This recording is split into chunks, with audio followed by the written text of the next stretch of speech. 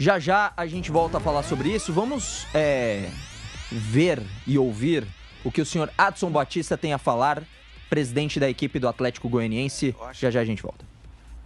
Até o Jair, o comandante, se abateu durante o jogo, né? Se entregou ali, acho que nem ele esperava.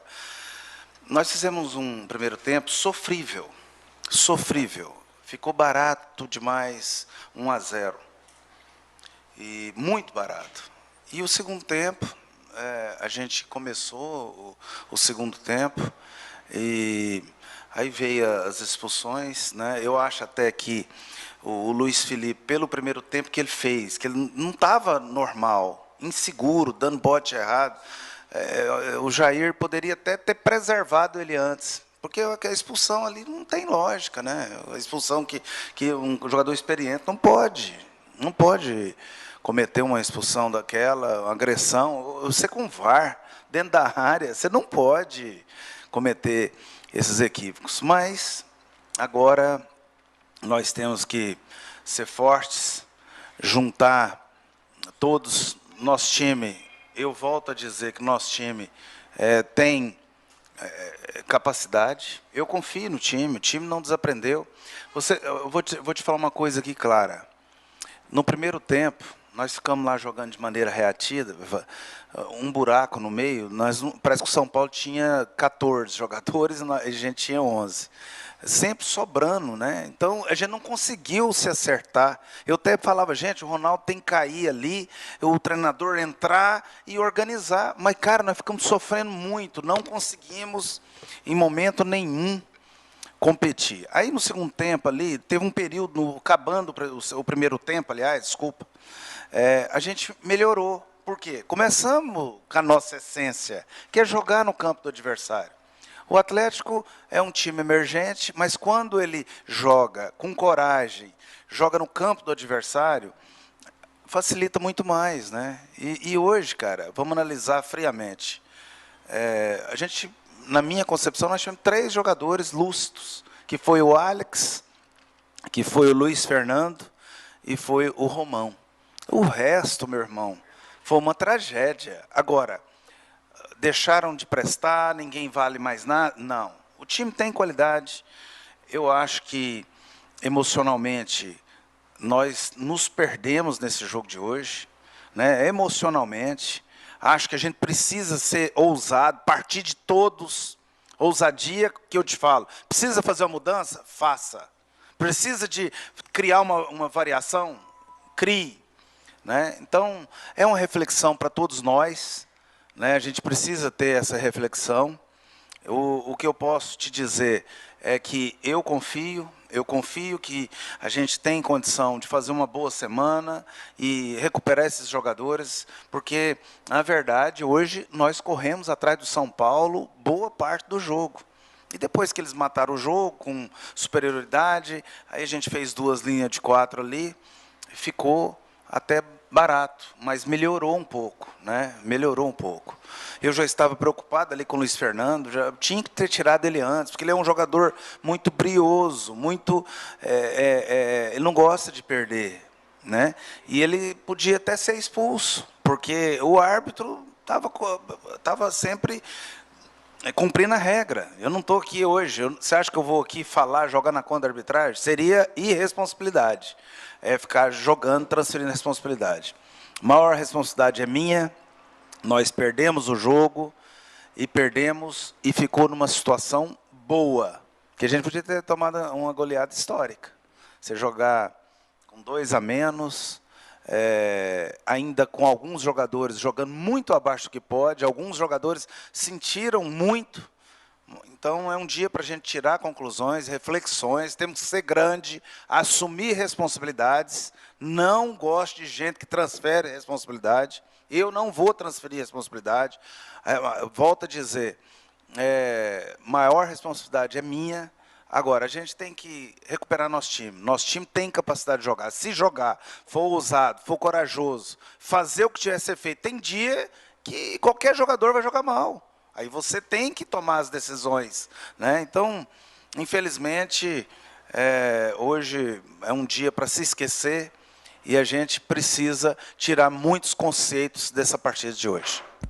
Tá, então o Adson Batista, o presidente da equipe do Atlético Goianiense, me surpreendeu, viu, Bruno Prado? Eu não estava esperando que ele fosse cornetar o próprio zagueiro, a própria equipe, os jogadores individuais. Saiu até em defesa do Jair. Falou, o Jair estava tentando, estava... Ou seja, me pareceu uma coisa bem rara entre os dirigentes, né? Colocou ali segurança ao treinador, criticou os próprios jogadores e disse que seria uma irresponsabilidade colocar qualquer conta na arbitragem. E de fato, fez tudo sentido o que ele falou, né, Bruno Prado? Foi bem. Achei que ele ia reclamar da arbitragem, como todos fazem, né? Por isso que eu achei, né? Não porque a arbitragem merecesse. Meio que né? ele não elogiou, mas disse que fez o papel dela numa derrota que, doída e tudo mais. Geralmente você dá uma reclamada e falou, seria irresponsabilidade reclamar da arbitragem. Aí falou, ele não gostou muito que o time ficou muito atrás no primeiro tempo, isso aí ele falou, né? Que acho que o time tinha que jogar um pouco mais, ficou muito reativo, mas enfim, tá bom, né? Eu achei que os caras reclamam de arbitragem por qualquer coisa, né? A arbitragem é ruim mesmo, mas hoje não teria motivo, mas reclamam sem motivo sempre que o time perde. Ele falou do Luiz Felipe. O Luiz Felipe acabou decidindo o jogo, né? Eu não gosto de ficar individualizando, botando vilão, culpado, mas hoje não tem. Hoje o Luiz Felipe fez uma grande bobagem ali. O cara meteu uma cotovelada no Luciano no meio da área, um pênalti, aí ele acabou com o time dele ali. Ali acabou o jogo, ali qualquer chance de reação do Atlético foi pro espaço. 2-0 e 1 a menos, né? Então foi ok, eu esperava reclamação, que o árbitro não sei o que, não, fez uma análise do time, deu umas cornetadas e tá bom, até que tá bom. Tá tudo certo no fim das contas, né? O presidente do Atlético Goianiense aparecendo para falar, é isso mesmo. No mínimo caricato, né? Figuras caricatas do nosso futebol. Vitor Boni, só para confirmar então de novo a tabela do Campeonato Brasileiro para a galera que está nos acompanhando aqui nesse pós-jogo da Jovem Pan. Depois de 3 rodadas, como está o Brasileirão, Vitor Boni? Confirmando a tabela do Campeonato Brasileiro de 2024, que tem o Bragantino como líder com 7 pontos, mesma pontuação do Flamengo, que é o vice, e o Botafogo com essa goleada por 5-1 contra o Juventude, conseguiu saldo de gols espetacular, subiu para a 3ª colocação. O Atlético Paranaense com 6 pontos fecha o G4. Grêmio e Internacional são 5º e 6º, respectivamente, ambos com 6. O Atlético Mineiro é o 7º colocado com 5. Aí, a partir do Fortaleza, muitos times com 4 pontos. Entre eles, o próprio 8º Fortaleza, 9º Bahia, 10º Juventude, 11º Fluminense, 12º Palmeiras e 13º Cruzeiro. São Paulo é o 14º com 3 pontos, mesma pontuação do 15º Vasco da Gama.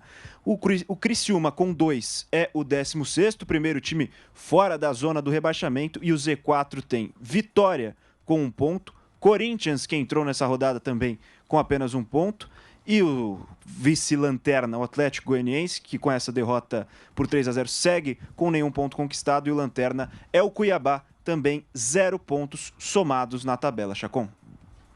Pois é, e até para falar sobre esse início de campeonato brasileiro, né? Mais uma vez, assim, olhando o desempenho das equipes junto com os resultados, o que mais te chama a atenção positiva e negativamente, viu, Bruno? Porque tudo bem, é uma amostragem muito pequena, não atingimos aí, estamos atingindo 10% do campeonato, né? Na próxima rodada a gente passa um pouquinho dos 10%, né? 4 de 38 a próxima rodada. O que dá para tirar de amostragem? Quem começa bem, apresentando um bom futebol, até com os resultados? Quem começa surpreendendo positivamente? Quem começa surpreendendo negativamente? Ou quem tá mal e você fala assim, dava para esperar isso daí, Bruno? Não, o Corinthians eu já esperava que ia fazer um campeonato horroroso. Você acha que vai nessa linha de lutar contra o rebaixamento? Sim, acho que vai brigar para não cair de novo. É claro que eu não esperava que não fizesse nenhum gol em 3 jogos, né? Aí também já é demais, né? O Corinthians não fez um gol até agora no campeonato. Mas eu acho que o Corinthians vai brigar para não cair, porque brigou ano passado e esse ano nada indica que o time seja melhor, nada. Apesar de ter trocado de técnico, trocado elenco, trocado diretoria, nada, fez um paulista horroroso, não tem. O Corinthians, a briga é lá embaixo mesmo.